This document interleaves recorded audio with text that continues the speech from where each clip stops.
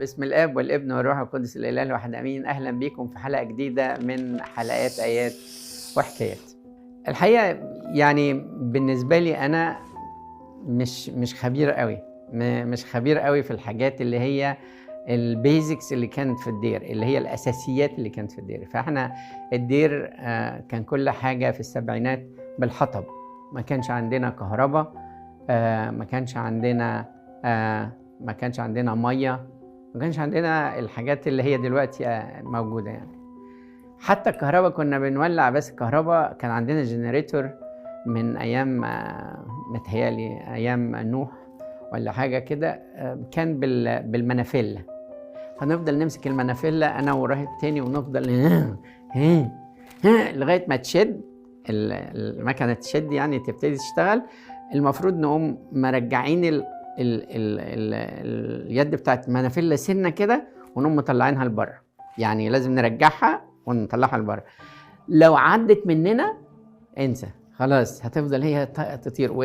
والحديده دي تقيله جدا جدا، حديد، كلها حديد صماء يعني. انا فاكر في مره واحنا بنعمل كده، هي المكنه خدتها وابتدت تجري بسرعه، فقلنا طب اطلع بسرعه، وطلعنا نجري وقفلنا الباب. وكان في كده الاوضه اللي فيها الجنريتور ده كان فيها شباك مقفول كده، فاحنا قعدنا تحت الشباك مستنيين نشوف الحديده هتكسر ايه في المكنه.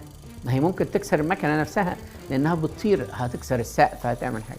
فجاه لقينا الشباك اللي فوقينا طار، والحديده طايره فوقينا وخرجت بره، وربنا انقذنا وانقذ المكنه. فاحنا ما كانش عندنا حاجه، بس كل حاجه كانت بالايه؟ بالحطب. انا اصلا من القاهره، فما كنتش اعرف قوي في الحطب، اتعلمته في الدير يعني. فالحطب كان لذيذ قوي، بس هو ايه، كل ما تشتغل بيه اكتر كل ما تعرف ازاي تولع النار وكده يعني. انا مره كنت بعمل قربان، طبعا الفرن البلدي بتاع زمان، والقربان النار مش راضيه تولع، يعني زي ما تقول منديه مثلا ولا حاجه، ومش عارف اعمل ايه. فقعدت اتمشى في الدير، اتمشى اشوف ايه اللي ممكن الاقي، حته خشبه احطها في النار، حاجه كده. والدنيا بالليل يعني، الدنيا الساعه 12 واحده بالليل. فلقيت كنا ساعتها بنعصر الزيتون، اللي بيفضل من بعد العصر عباره عن التفل الزيتون او البذر الزيتون، وفي بعض اللحم كده او اللحم اللي نازل منه الزيتون، ففي بقى كتل كبيره كده. فرحت انا واخد كتله وقلت احطها في النار، ورحت حطيتها في النار، قلت يمكن دي تحمل النار شويه. هي ما حملتش النار شويه، هي ولعت في النار يعني خليتها جهنم. انا بصيت في الفرن، ايه اللي جراله ده؟ اتاري طبعا اللي فاضل من الزيتون ده كله زيت. الزيت دخل في النار بقى ولع. من قوه النار الفرن اتقسم نصين، وراحت النار مسكت في السقف، والسقف مسكت في السقف اللي بعديه. الدنيا يعني هم كانوا اوضتين جنب بعض، عامل القربان في الاوضه دي، وفي الاوضه دي هخبز القربان، فكله ولع. فرجعت وصليت وقلت له، انا اتعلمت بقى من واحد من الابهات الكبار زمان ان انت اي حاجه تتكلم عن بنطونيوس وهو يجي يطفي يعني. فرحت ركع وقلت له، يا رب يسوع المسيح، على طول ارجوك تبعت عن بنطونيوس حبيبك يطفي النار دي، انا لسه عامل حريقه من يومين 3، فمش هقدر اضرب جرس تاني، يعني بضرب جرس الرهبان كلها تصحى، حرام، ارجوك يا رب تنقذ الموقف يعني.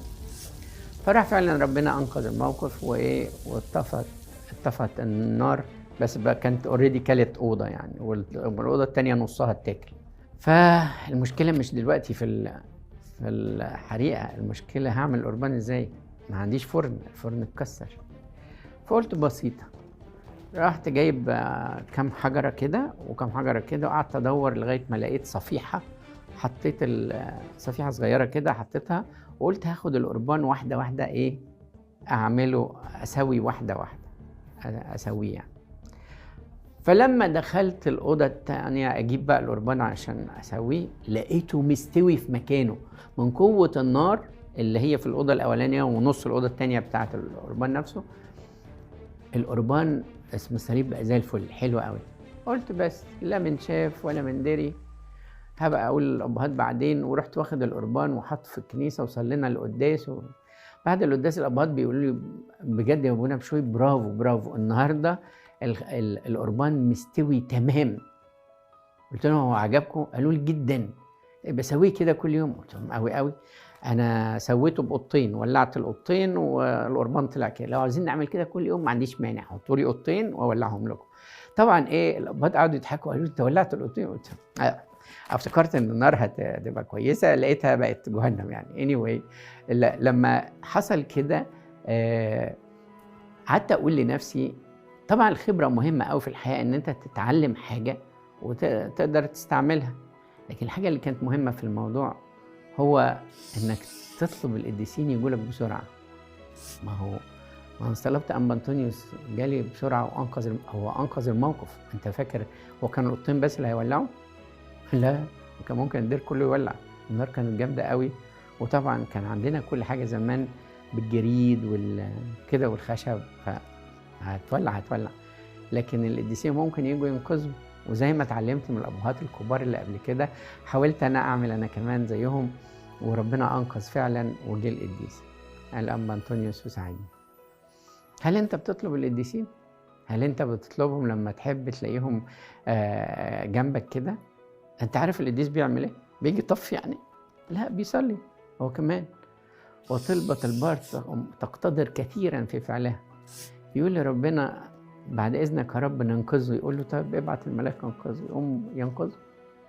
يعني هو ده العلاقة بيننا وبين القديسين، علاقة حلوة قوي. يعني انا فاكر لما اب اعترافي كان راجل قديس قوي، كان اسمه ابونا ابو خيرون انطوني، وكان راجل ملاك.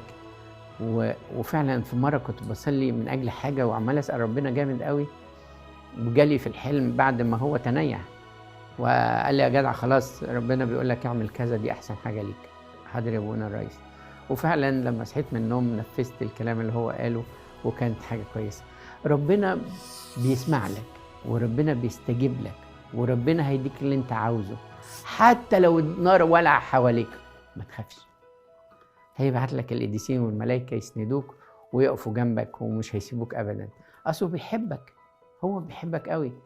والكنيسه اللي فوق والكنيسه اللي تحت مع بعض، بس ايه المهم يبقى علاقتنا بيهم حلوه ومرتبطين بيهم.